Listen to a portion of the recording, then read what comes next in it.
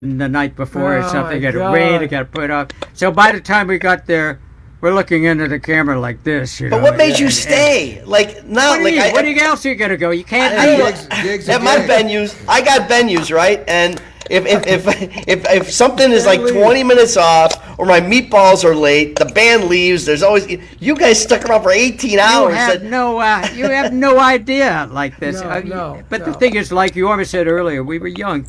It was great. It's an adventure. I mean, this is the time of our lives, but we didn't even know it.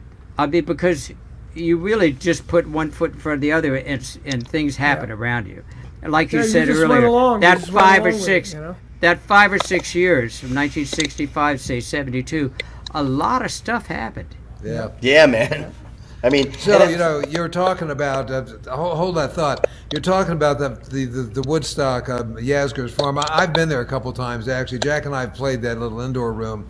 Yeah. But, Oh, yeah. but in any I case, played I that. took. I played that room too. That's a nice room. It is a nice room. Yeah. So my daughter was going to summer camp up there. Yeah, she went to an upstate summer Wow. camp, and so we stopped by because I figured she ought to see this stuff. So she's looking at these pictures and she goes, "Did you actually go out dressed like that?" But then of course she saw the stuff with all the crowd and stuff. She began to get it. But I mean, there's no way that the kids of her generation can really totally grasp no. the power of what happened in that day. Yeah. Now that said, if we got a job like that today, we'd go, that's the crummiest job I ever had. When you talk about you didn't know you were going to do this, I remember I was playing gigs during my teenage years, and I got out of high school. I never went to college. I just wanted to play and do like my drum Sure. teacher, Yeah, make of a course. living. I bought a 64 Chevy in 64, Yeah. 327, 4-speed, blah, blah, blah. Yeah. So I remember, I got a day job in Manhattan. I come home after working 5 days a week, I make $45, right? So then I work on the weekend, I make like $150. So finally, after 2 weeks, I said to my parents, especially my father, I said, "Hey, Pop, what should I do? Should I work all week for $45, or should I work on the weekend to make $150, sometimes $200?" He said, "Well, I guess you should work on the weekend." I said, "Thank you." That was That's 1964. great. I never had a day job since. right. And you had a 327, small I had a block. 327, man, 327. I put a stuff. 3/4 Crowler racing cam in it, 411 rear. Didn't even realize I was blowing the whole warranty. I put Fuelie heads on. I had big carburetors. I was racing, in the street and on the highways of I'm Brooklyn. still making $250 a weekend, so I know. Well, but see, that's high end in stand up. Yeah, that's why I got to take Vinny's job over. I need to. That's get- right. For the That's big bucks, funny. yes. yeah. You That's just funny. played. You just did a gig in Nashville. We got back to the hotel. And people go, "Oh, we're gonna go see you guys," and I said, "Oh man, we got to pack up the room because the room, you go into a hotel like for 3 days. You put the privacy on. The maid doesn't come in for 3 days, and then the room is like wrecked. Yeah. So We did. we had We to did put it all five back stand- together. We did 5 stand-up shows down there, and I wanted to ask the guys, Jack and Yarma, about back then. I think they were very open to like comedians going out and opening for bands. I was wondering if that had ever happened back in your day. Absolutely. Yeah. That was one of the cool things, especially in San Francisco. I'm really glad you mentioned that because you would have loved that time. Yeah. I mean, we could have, remember that comedian from the committee, Larry Hankin, he did some movie stuff like that. I mean, he opened shows for Graham at the Fillmore. I mean, you could have like a Russian poet reading in Russian and somebody The translating it. Fillmore was wild. Yeah, it was. It was. And audiences would actually listen to it. No audience today would tolerate that for a minute. No, not at all. We did a gig on New Year's Eve at the Fillmore. I think it was New Year's Eve '68 going into '69, and somebody spiked the wine, the bottle of wine with acid. Big surprise. Yeah, and I didn't drink any wine, but my keyboard player Mark, he drank it. He was so out of it. We did Season of the Witch, and one part, our producer did this this speechy kind of thing, like God, and Mark got it so into it that I thought he was gonna drop dead on the stage. He was like, it was unbelievable, and we recorded it live, and they actually released it, Atlantic, at one point. But the Fillmore was awesome, man. It was. It was awesome. So And then- did you guys have guys like Lenny Bruce or George Carlin? No, you know, some No, of the, not directly. No. I remember seeing Lenny Bruce in North Beach back then, which was an honor, you know. But however, Graham did not with us, but he did hire Lenny Bruce at the Fillmore, and he worked with bands, so that definitely happened, absolutely. And a lot of guys and that then Bill opened Winterland, which was a pretty cool place. Right. Much bigger than the Yeah, Fillmore. Yeah. yeah. I saw the Ice Capades there before it became a The rock venue. place, yeah. I played. now, there obviously with PJ. Yeah, go obviously ahead. at Woodstock, Jimi Hendrix played there, of course. Now, that's how you guys got to. I don't know if you got to interact with them at all, but I know later, Jack, you actually played with Jimmy. Yeah, we interacted after the Monterey Pop Festival. Then he came up to San Francisco. Bill Graham was our manager at the time, so we rehearsed next door to Fillmore. So we had many bills together, but also rehearsed next door, and we traded in the afternoons. We go to hang out and talk. I really became good friends with Mitch Mitchell, and good love Mitch. and reasonable friends with Jimi Hendrix. And then later on, through those interactions, he asked me, and jamming and playing together a few times. You know, while in New York, while we were doing at a show. at the record plant. No, then it wasn't called the record plant. I don't think. Yeah. I think you were at Electric Lady. Yeah, then, Yeah. Oh no. Well, you No, might it have was been a record plant first, and then Yeah, Electric record Lady. plant. We'd always go to the scene. Yeah, but I And then believe. we'd end up Ah, jamming the there. scene. And then that's- after the scene, we go back to the record Yeah. plant. Jimmy had it locked out. Well, and that's- everybody that's would how jam it- and play. You know. Well, that's how it happened. Jorma and I and the Airplane, we were doing a TV show. I think it was Dick Cavett, and after we taped that, Take care. we went to the scene to see a new band that had come over from England called Traffic, and of course Jimmy came over and saw them. They were his old buddies from the English scene, and we then, because we all knew each other, we all trooped, Jorma and myself and Jimmy and all the guys in the band. Most of the guys in Traffic came back over to the record plant. Yes. And he was I was working on there. songs all night I was long. there. Yeah. And remember so that. he was working all night long on some tracks, and about 6:30 in the morning he said, "Let's play blues." So we played. He showed us the changes. We played the blues. Yeah. Wow. That's what it was like. Little Dave Mason, huh? We saw No, we saw it was- we saw Traffic at the scene too. Yeah. This was This pre-Dave? Stevie Wonder, myself, Oh, Mitch yeah. Mitchell, and we did Voodoo Child, the 15-minute track. You know. Then Jorma and I. Then Only Jorma and 15 I. minutes? Yeah, then Jorma and I had to leave and do a gig, so we hopped into the LTD and drove to D.C. that morning, and played that night in D.C. Yeah. Wow. We were- And you Isn't guys, that great young. when you can do that when you're a kid? You don't sleep, and Yeah. then you drive, Yeah. and you get in there, and you play the gig. Try and do Or that you s- now. Yeah, or you sleep when you drive. Yeah, right. and you guys also did the Smothers Brothers comedy hour, which Yeah, we Yeah. did the Smothers. With Yeah, you Airplane, bet. right? Yeah. Yeah. We did it all. We Mike did a lot- we Douglas. did a- I mean, We did a lot of the same shows. Yeah, we Ed did. Sullivan. How about Cavett. Dick Clark? Dick Clark. Dick Clark hated us, and with some justification, I might say. why did he hate you? Why? You weren't a dance band? Well, because we were. We were them. We were the.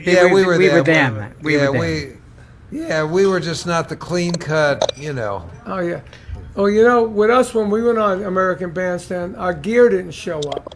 So if you look at it on YouTube, and Mark Stein had a B3, I had like a snare drum, Tim had a trumpet, and Vinny had a saxophone. And then you mimed it. It had and it had nothing to do with the song. Yeah, And correct. and we looked so disgusted.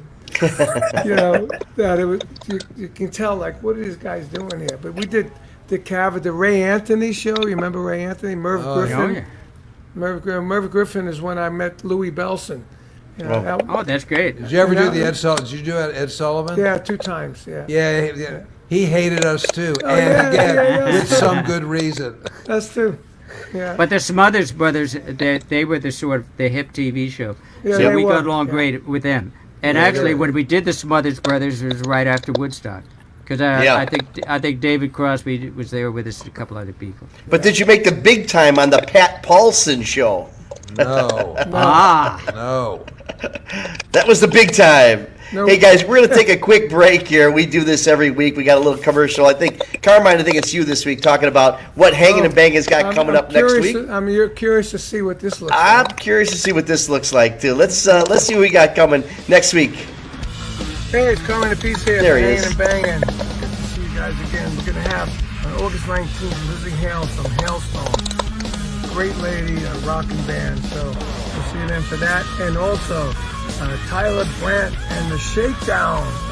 They remind me of Cactus, a kick-ass rock band with a great singer, Tyler, and a great guitar player, Tyler. So we'll see you then, okay?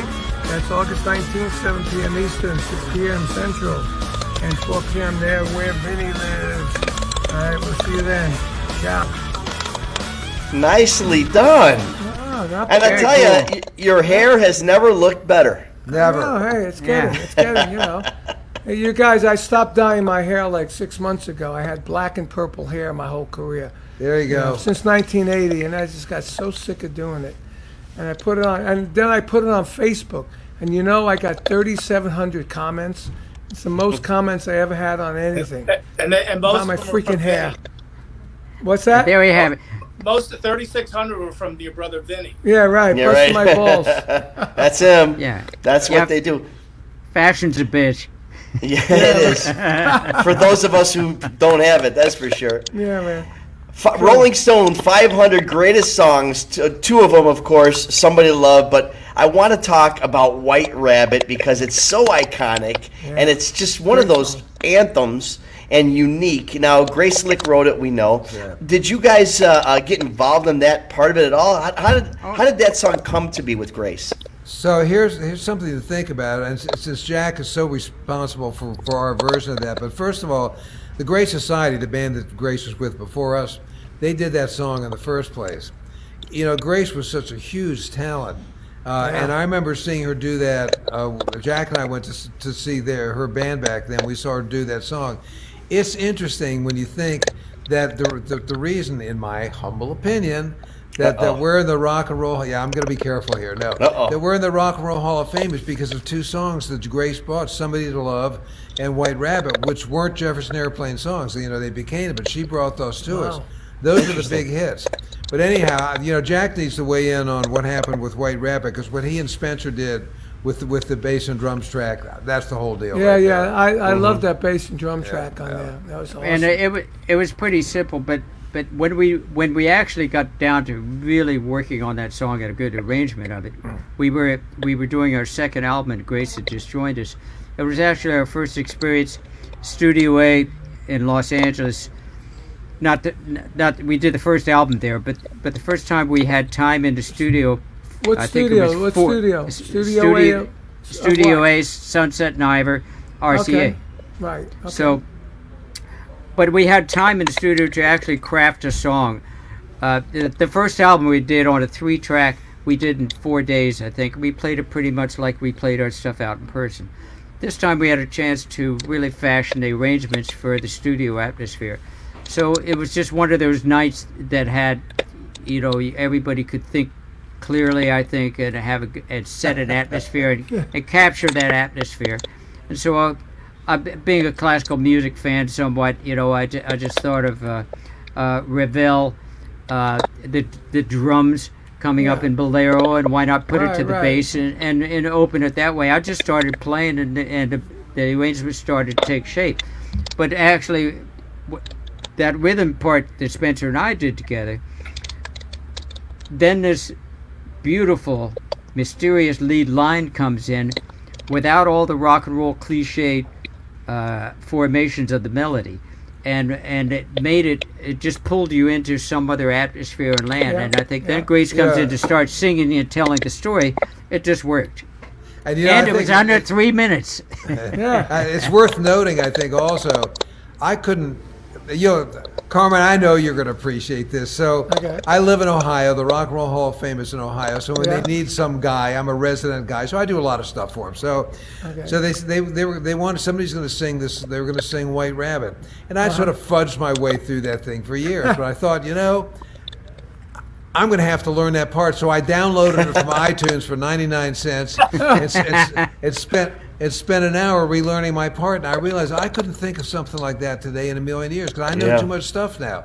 But I didn't know. I mean, I had no idea what I was doing, so I lucked into a cool part, and the guys gave me something cool to play with. Also, Surrealistic Pillow is a 4-track recording, but there's still no noise reduction. So you couldn't do a bunch of overdubs. You really had to capture something. So the pressure was on all the time. Now we're doing Franken solos and doing this and doing that and all that stuff. Sure. It's a Well, different world. and it's such a, I don't know if the word is complex musically, but there's so much going on with that song, especially in the opening. From what you recorded to what it ultimately became after it was mastered and everything, was there very much difference? No, that's it. I mean, you got to remember, Amazing. most people recorded. They came in. That's what you heard. You heard those basic tracks, and there was no. It was tape, guys. Yeah. This is not Tape. up in Pro Tools right. here. You know, if you had, if you made a mistake that they had to use Redo the razor whole blade thing. on. You got stink eye from everybody. Yeah, man. I mean, it was like you didn't want to do that. You made sure you knew your shit before the tape started rolling. Well, Yeah, like Carmine, we with did. you and Keep Me Hanging On. I mean, one-track Charlie one there. take mono, everything. Crazy. Yeah, we had I mono should- and stereo. We had releases that were all mono and stereo. Yeah, So Hanging On singles- has always been mono everywhere because Yeah, we they- recorded it when one take right from us Yeah. right to the tape. Yeah, Yeah, I, and when we and that's, released it, yeah, that's go the ahead. deal. That's the deal. Yeah. It truly is. And we don't need. This is probably a horse we don't need to beat too much. But I got to say, I mean, we all listen. It's not the 1960s anymore. I understand No, that, no. but there to me there are certain elements of excitement that happens in music recorded that way that honestly really doesn't happen these days. And one of the things is like the last on Somebody to Love on Surrealistic Pillow. There's that last note for the guitar thing that I do. That would have been pitch corrected, excised, but that's how it goes. And when I hear a band that plays that song, they play my mistake, and that's how it goes. That's really. I know. I think what's really I know amazing- when you're playing live and you make a mistake, like people say, man, how do you come up with these drum fills? I said, look, what I don't do, like when I record a song, the hardest thing for me is to replay that song for a video, because I don't know what I played. I just play right. from the heart, whatever comes out, and then I got to listen, and then and the guy editing the video goes, well, you didn't play that fill. I go, I know I didn't play the fill because I didn't feel it the same when I played it with the video. Very good point. I'd always play it after, like the filler go by, and then I'd play it so he has something to cut in, But it's always been like I never played songs like a lot of today. Here's the verse groove, here's the pre-chorus, here's the chorus. So every verse, pre-chorus, and chorus exactly the same, Yeah.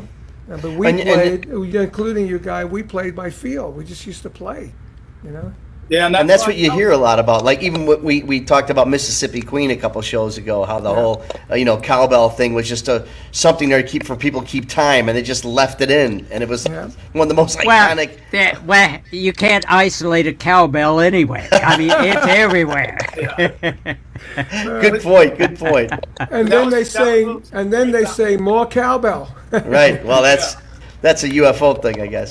Hey, so now you got Airplane, and all this stuff happened really in just a few years, and you guys break up or whatever happened, and you guys splinter off. You go, and all of a sudden, Hot Tuna is born. Now, first of all, Jorma, before we get to that whole part of it, Jefferson, Airplane, Hot Tuna. All of a sudden, you're not just a guitarist, but you're also a band namer. Apparently. Right. So yeah. So is this show family rated? No. No. It's fine. no. We had Ted Nugent Say on, whatever you okay? want. Oh no, Yeah, no, yeah, you're, yeah. this is Forget nothing. about it. This is nothing. Okay, so yes, band neighbors. So, so we were driving around. I remember where this happened. We were on St. Mark's Place in New York in a Ford LTD station wagon, and You love those. everything fit in the back. And Forest Green. Hey, our first equipment truck was a Metro bread delivery truck. It's like a UPS thing. Oh yeah. Anyway, so we're driving around, and we're thinking about stuff, and there's this Blind Boy Fuller song. He's a Piedmont blues player, And he's got this line, "What's that smell like fish, oh baby?" And I just said, "What's that smell like fish, oh baby?" And Cantor went, "Hot Tuna." I went, "Whoa, that's a good name for a band." Oh. So in a way, so in the song, "What's that smell like fish, oh baby? Tell you if you really want to know. That ain't pudding, that ain't pie. That's the stuff I got you by. Keep on trucking, mama." Keep on so Keep on trucking. keep on trucking, mama. So in a way, I guess the name of the band has something to do with perhaps the scent of an unwashed woman, perhaps. If you An want to unwashed woman. Yeah. This is why We've I all wrote this been down there. earlier. Now you talk about great song names. The scent of an unwashed woman. Let's get working on that right now. Wait a minute. There it is. There it is. I want to hear some picking. Let me hear some picking. That's some finger Pick it up styling. before. Yeah, some finger Okay. style. Come on. Yeah. Yeah, man.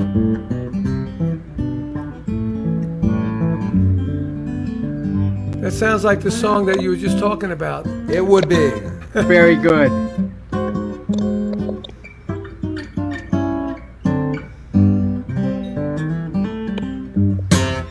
Yes, sir.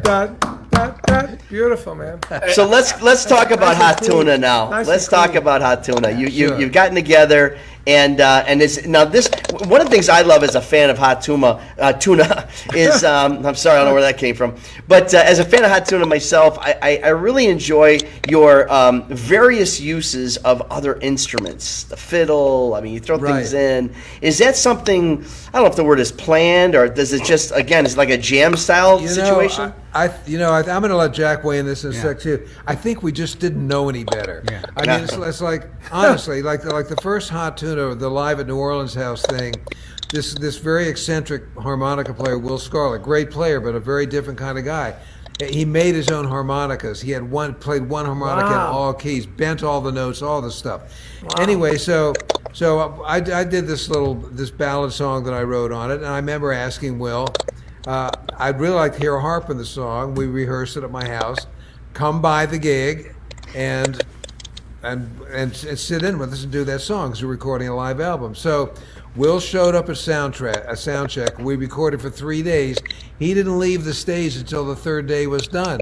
So having played now on all the songs every night, he sort of de facto became a member of the band for a while. Ah. So Papa John, really interesting cat. If you look at some of these YouTube video kinescopes, there's a great scene of him, some movie from like the late '40s of him playing with.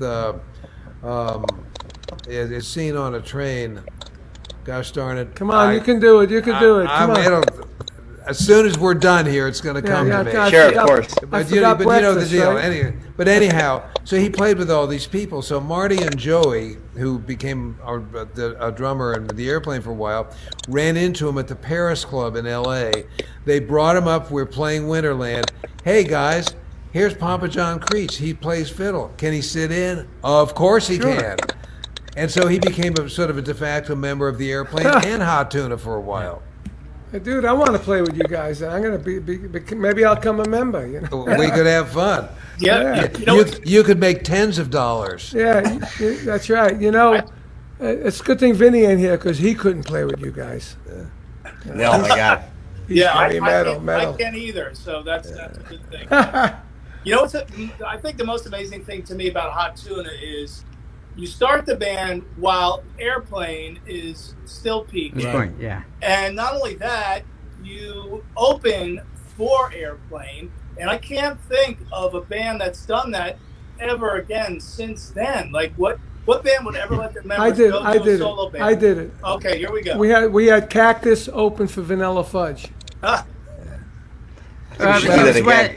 It was know, when- Only once. The Airplane was an interesting animal, and I think that if I had to do it over again, when I decided to leave the Airplane, I would have go, guys, can we do a farewell tour? That would have been a smart move. Yes. But Arena tour. Yeah, but all that being said, everybody was very open to stuff all the time, and I remember Paul would have me and Jack. Hey, why don't you guys play a couple songs or whatever? We do an acoustic thing. I mean, everybody was very open to all kinds of stuff going on. And so, yeah, you're right. It was a little bit different in some ways, but just like songs, I'm not a prolific songwriter, but they always said, Jorma, you need to have a song for this album. I mean, normally people fight over that kind of stuff, but we never did. Wow. Now, great. what made you? So you obviously left the airplane. Now there were some reunions, and there were some things that I mean, there was so much going on at that time. Well- But there's a specific one in 1988 that I want to talk about, the Fillmore. Sure. So, Jack and I were playing the Fillmore, and I remember we got a hold of Paul. Did you call Grace for that, Jack? Which one was it? Yeah, Fillmore yeah. West? No, Fillmore West? it was the real Fillmore. The real Yeah, Fillmore. I called. We had Paul. We'd done or we're doing some shows with Paul, sitting in, and then I said to Paul, I said, wouldn't it be great if we got Grace down here? And so I gave Grace a call, and we had Grace. No, I didn't tell Paul. I think I talked to Jorma about it. So I had Grace come down back behind the stage. No, I remember without Paul there's a knowing. video of when Grace showed up. Yeah. Paul said, "It's my ex-wife, the devil incarnate." But so I think that put the possibility together after we sung in, and of course, as was mentioned before, we had been partners in music and other ways too earlier, and when we played together that night on stage, it was simple. It was just it was a relief of all the emotion that goes with the past breakup and things like that. And so we decided later on that year to see if we could put a reunion tour together in 1989 and go out and do some shows and see what would happen. And of course, we still that in itself, I've heard back stuff that we did and it sounds good, but emotionally I think it was still it had heavy strings attached to I gotta plug the my breakup in computer in. Hold on. '72, and I think Yeah. that emotional aspect made it really difficult for that so-called reunion to really flow the way we would hope it would. So after we did those few shows, 17 or 18 shows, then Jorma and I continued on as Hot Tuna again, and we never did it again. Now, also the thing is, if you listen to that album, it was produced by the same guy that did all the Starship albums, and I believe, just again my opinion, I believe they're looking to recreate another sort of a Starship kind of thing because it was produced in that way. Now, I've actually listened to some of the stuff recently. The guy's a great producer. It's a real '80s production if you listen to the way all the ear candy and all that stuff happens. And hey, all I can say is we did the best we could, and what can I say? Well, going from the airplane to to Hot Tuna, I mean, there's such different sounds. Did you actually kind of try to, I don't know, run away from the San Francisco sound? One of the great hang on, Jack, if you just one of the fantastic things, again, I came into the airplane never having really played in a band like Jack, like you guys did, and the band allowed me to learn on the job. So I didn't have any preconceptions about how I would approach being a lead guitar player. I have a lot of them now, but I didn't back then. So being offered those kind of songs to play, because they were so asymmetrical, there's so much odd stuff going on, I got a chance to do stuff that would have been much different. I probably would have been in a blues band had that not happened, So Hot Tuna is not really a blues band, but it certainly is springing Bluesy. from that well. Yeah, absolutely, springing from that well. And so, so it's just a different beast. Also, we were a trio most of the time, and so, somebody's got to run the subway. So I had to kind of hang in there with the rhythm section and do what was required. Just a different animal. Just a different animal. And you guys. Sorry, Ron. There were so many. Jack, sorry. There's so many songwriters in the Jefferson Airplane. I think as a young band, I was the youngest at 21, though. So Kids. as starting out as songwriters, I think the strength of the airplane was there. Everybody had such a different approach to writing songs. The weakness became later on, everybody really didn't want to work on that direction that would build up over a period of time. And there just wasn't enough time to do it all. And the kind of stuff, it isn't like Jorma and I said, okay, let's start a new band. What are we going to do? We had stuff that we had music we loved to play that didn't fit into the airplane format. We just started playing that in front of people. Well, if you think about all those. Oh, I'm sorry, Don. You had something. Well, I'm also amazed by the fact that you created a band that you could cash in twice on, because you have the acoustic hot tuna, and then you also have the electric hot tuna. And for people who are music fanatics like we all are, if you haven't seen them acoustic or you haven't seen them electric, you had to go see the other version of the band. And I imagine there might have even been some pushback from some of the fans. Like when Dylan plugged in, everyone, well, oh, this is outrageous. I don't know if a similar thing happened with you guys. So listen, since you mentioned electric stuff, I hope you guys can see this. So here's our little stage. If you can see that Marshall amplifier back there. Little guy. That is a 67 50-watt Marshall Plexi in mint shape, Wow. which Jack and I use when we do electric shows, or which I use. Oh, man. I can't wait to have you guys back by us. I'm going crazy over here. So now it's the 70s, early 70s. Hot Tuna's forming. You just came out of and you're in the San Francisco sound. Did any of the LA, any of that that CSN stuff, that community affect your music? Yeah, the Laurel Canyon stuff. I mean, I guess maybe philosophically in a way, the Craws and the guys, they were so sophisticated with their harmonies and stuff like that. But at the same time, they just liked rock and roll too. It was a different kind of an animal. But I remember when I started to do singing of my own on records, and the first time I heard my voice soloed up, when I realized I didn't sound like Ray Charles, I was very upset for a while. And, but I remember Cross told me, he says, guys like you, because he's a real singer, he says, guys like you are storytellers.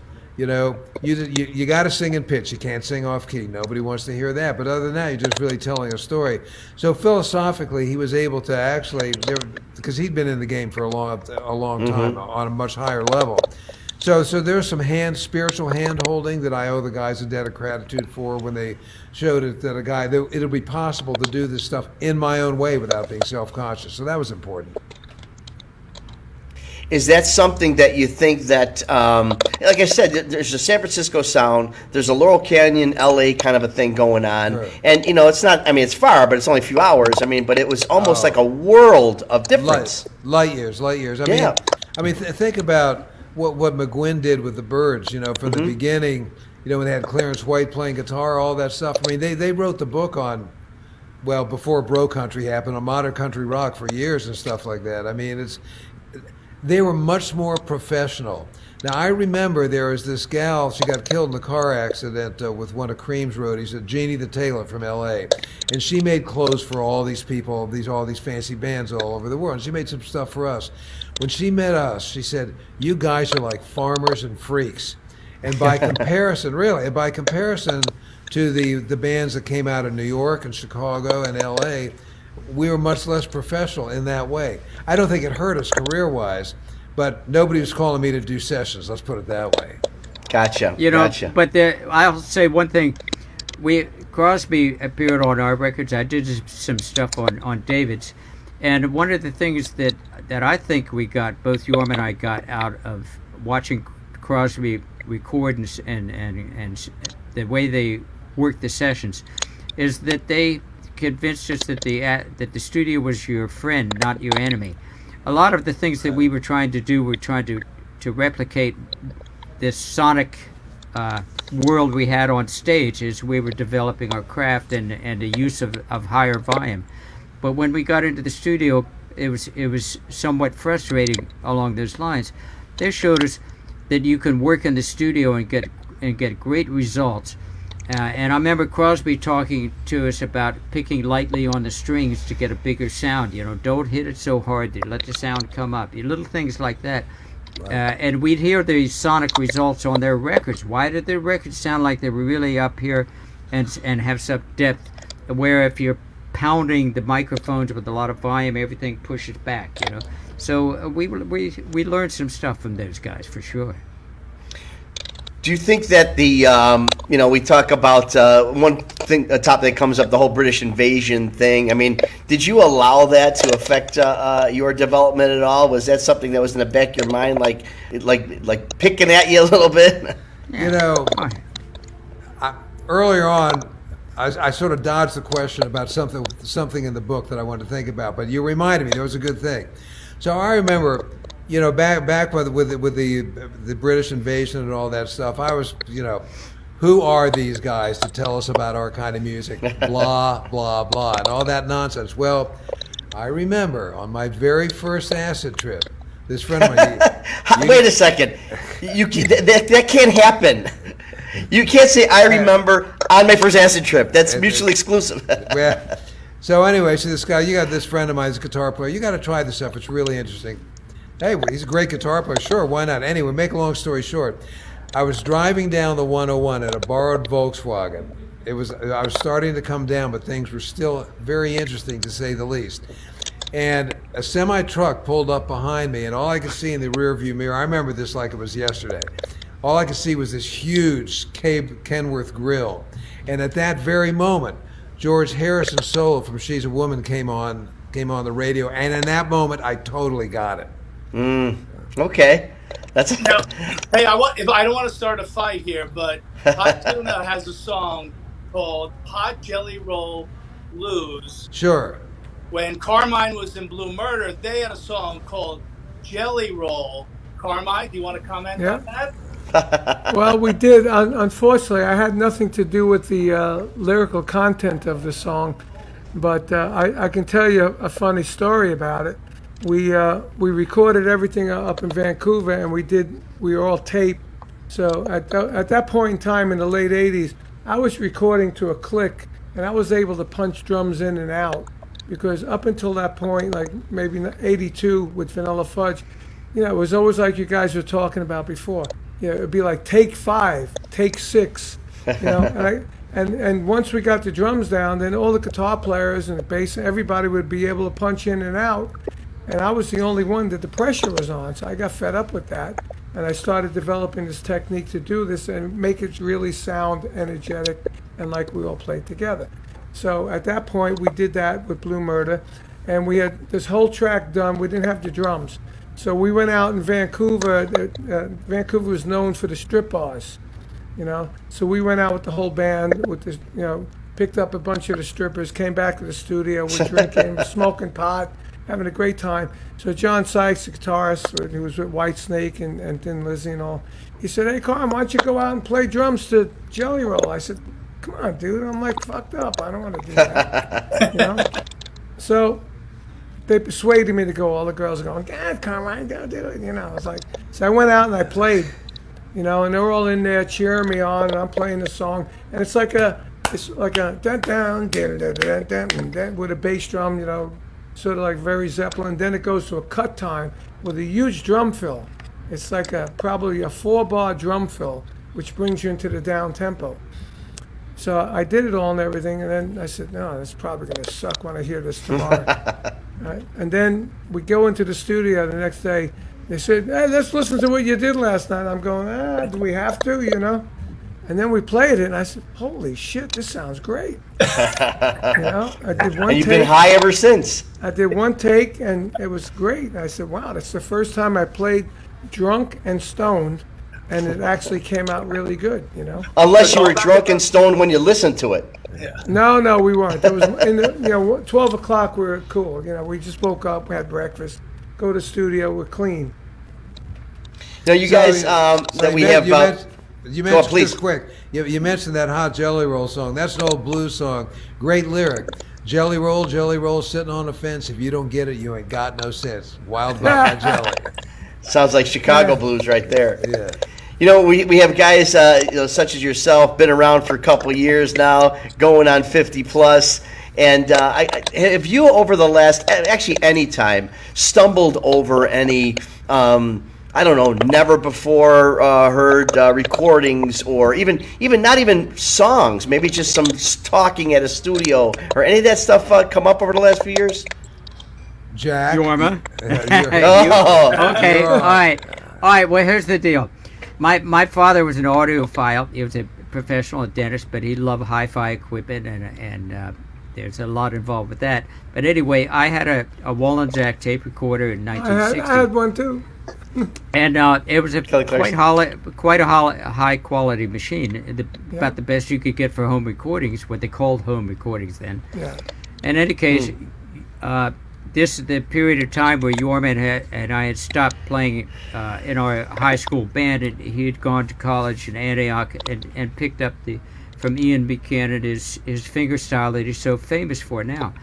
Well, he came back 8 months after learning that star, transformed from somebody who strummed the guitar to this incredible, articulate, like two hands on a piano, instrumentalist on a single instrument. The thumb technique and the two fingers with finger picks, thumb and steel picks. And so I recorded him, and I recorded him, I think it was on Shamrock tape or something like that. In any case, Definitely, bargain tape. It was, bargain tape. You know, pre-owned tape. And that tape recorder recorded 2 tracks in one direction, 2 tracks in another. It played stereo, but it didn't record stereo. In any case, I recorded him, I think 1962, in my father's basement, which that would be 1960, Jack. Oh, 60. And in the rec room with a red Naugahyde seats. Naugahyde. Yeah, the knotty pine walls, and my father built this with a hi-fi system. So anyway, I recorded about 19 songs or something like that. Wow. Well, last year I'm going through all my tapes. Well, actually, a few years ago, and I keep saying I got to do something with this. I got to transfer it over to digital realm. So my friend Ricky Sanchez, who had done a lot of archivings for years, and had worked with us on the road as our sound man, I contacted him, who's in the LA area as I am, and I had to transfer it over. And I listened to it back, and it's just fantastic. And it shows Jorma at the beginning of his learning, well into his learning curve, but it showed how careful and articulate he was playing right out of the gate. So take it, Jorma. Yeah. So, I mean, you listen to the stuff that happened a lifetime ago, and my first thought was, damn, I wasn't bad. You know? We thought the same thing. Make a long story short, so Jack had these tapes remastered, and we're going to release them. We're going to put them out. Oh my God! And there's like, I You don't know, heard it here. It's real interesting stuff, and again, nobody had cameras and shit back in those days. So there's no pictures of us, but we did have some tapes. So yeah, wow. I had a Wallensack tape too in our family. Yeah. And it had that little square microphone. Yeah, right? It's fantastic. It was like gray and white. And and I used to record my band rehearsals when my brother Vinny was like really little. You know, he must have been 6 years old. And we'd be in the living room of the house, and we'd be recording on the Wallensack. And Vinny would be sitting on a chair, just sitting there watching it all. And that's what inspired him to start playing drums as well, because he was surrounded by it. That's awesome. awesome. And my older brother used to sing doo-wop. Oh, right? yeah. Frank. So my brother Frank taught me how to sing doo-wop and how to chime off the harmonies. And I used to sing on the streets of Brooklyn in the subways. That's singing awesome. all those great songs, Gloria, you know, Frankie Lyman and the teenagers and all that. Frankie Lyman, It was so much fun, you know. And I carried that right through to Vanilla Fudge, you know, and beyond. I'm always singing harmonies, and I love harmonies. I love singing harmonies, you know. You guys, Jorma, Jack, what can we say? Thank you so much for joining us this week. I'm so glad. You know, we're honored with just legends and icons that we have here. Donnie Jameson, of course, thanks for being our special guest co-host this week also. You got some things coming up, Don? Yeah, I'm actually, so we were talking about comics opening for bands, and I've kind of been doing that over the last 10 years, trying to make it cool again. So I'll be out with the Dead Daisies. I'll be out with Glenn Hughes and the Dead Daisies in September and October. So come on out. Tell those guys I said hello.